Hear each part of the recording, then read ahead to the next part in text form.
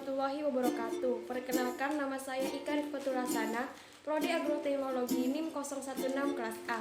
Di sini saya ingin menjawab soal untuk memenuhi tugas UTS mata kuliah Manajemen Sumber Daya Manusia dari Ibu Nurul Arifianti. Jawaban soal nomor 1 yakni pengaruh dan hubungan dari karakter, kompetensi, dan kepemimpinan terhadap manajemen sumber daya manusia. Jika karakter SDM baik mampu membawa kemajuan dan kreatif, hal ini tentu baik dan suatu keuntungan bagi suatu organisasi karena dalam struktur organisasi SDM yang baik akan membawa organisasi semakin maju dan lebih baik, apalagi disertai dengan kompetensi yaitu kemampuan, keterampilan, dan pengetahuan ada pada SDM akan menambah nilai plus jika SDM tersebut menjadi seorang pemimpin, maka dia akan baik dan tepat dalam manajemen SDM yang ia miliki. Sehingga dengan manajemen SDM ini yang baik, maka suatu organisasi akan terstruktur dan terkendali dengan baik dan bisa meningkatkan kualitasnya. Kemudian jawaban soal nomor 2 yaitu penerapan dan metode yang digunakan dari perencanaan, desain, dan analisis jabatan dalam manajemen sumber daya manusia. Yang pertama yaitu perencanaan. Perencanaan sumber daya manusia terdiri dari non-ilmiah dan secara ilmiah. Metode non-ilmiah yakni perencanaan SDM yang berdasarkan pengalaman, kemudian imajinasi, kemudian perkiraan. Rencana secara metode non-ilmiah ini biasanya resikonya itu cukup besar. Jadi, tidak ada data secara valid yang bisa dijadikan dasar seperti itu.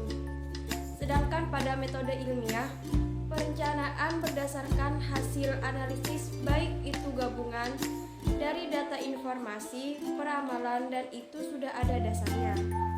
Jika menggunakan metode ilmiah ini, biasanya resikonya relatif kecil karena sudah dipersiapkan dan sudah diperhitungkan secara mendetail.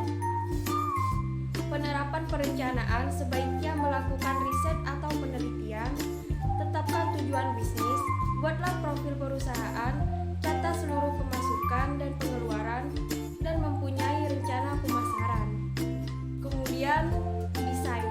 Dalam desain pekerjaan terdapat 3 metode, yaitu rotasi pekerjaan, perluasan pekerjaan, dan pengayaan pekerjaan. Suatu organisasi tidak harus menggunakan ketiga metode desain pekerjaan secara bersamaan, tergantung kondisi organisasi tersebut.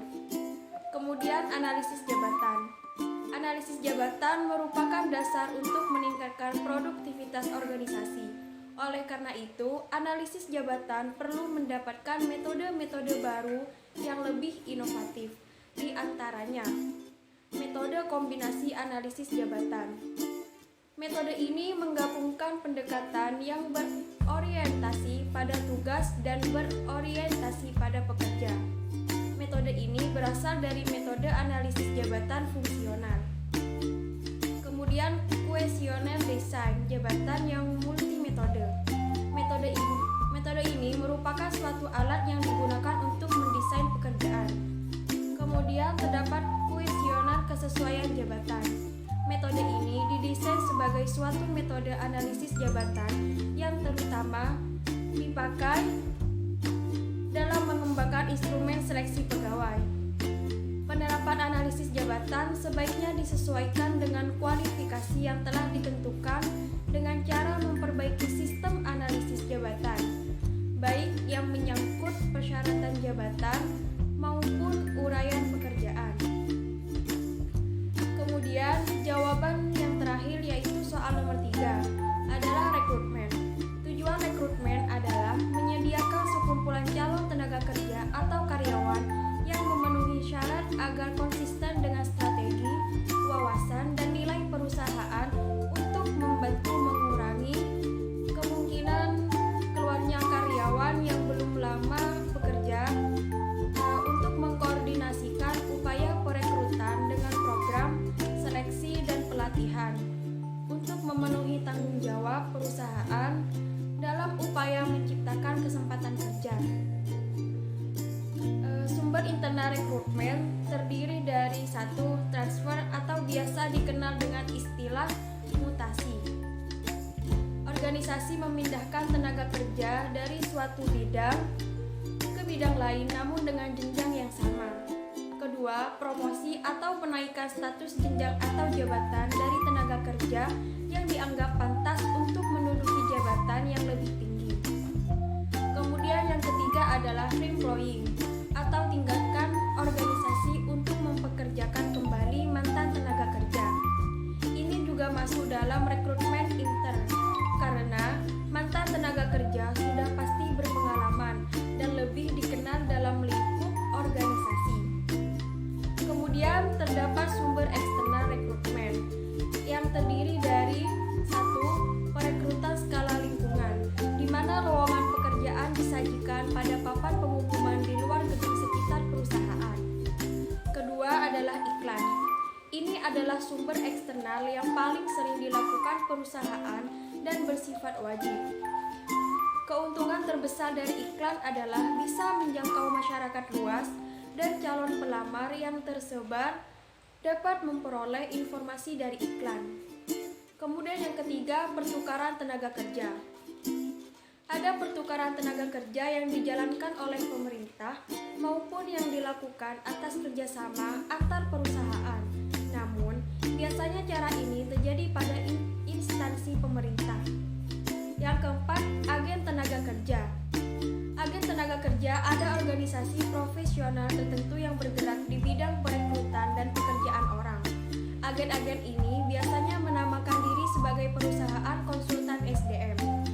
Kelima adalah lembaga pendidikan. Ada lembaga profesional tertentu yang berfungsi sebagai sumber eksternal untuk merekrut lulusan baru dari lembaga ini.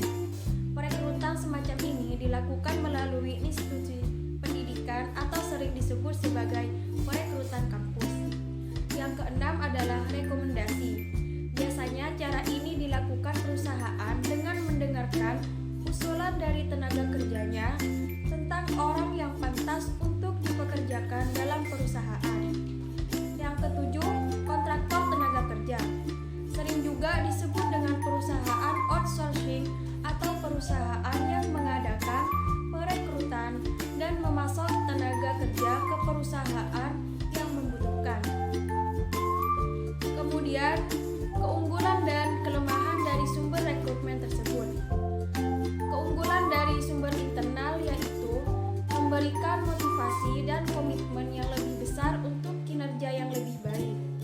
Kemudian, memberikan kesempatan promosi yang lebih besar bagi pegawai dan meningkatkan moral kerja pegawai dan loyalitas organisasional.